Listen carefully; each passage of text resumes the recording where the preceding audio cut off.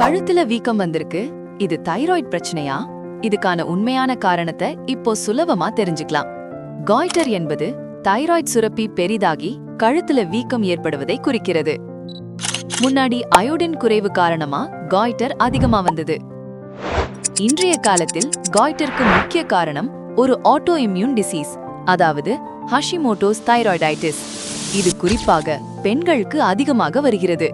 உடலின் எதிர்ப்பு சக்தி தைராய்டு சுரப்பியை தாக்குவதால கழுத்தில் வீக்கம் உருவாகிறது.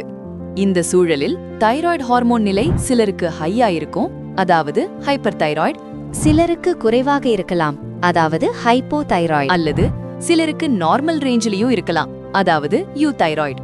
கழுத்துல வீக்கம் தெரியுதுன்னா பயப்பட வேண்டாம். ஆனா அதை இக்னோர் பண்ணாம டாக்டரை கன்சல்ட் பண்றது ரொம்ப முக்கியம். தேவையான தைராய்டு ரத்த பரிசோதனை அல்லது ஸ்கேன் செய்யலாம்.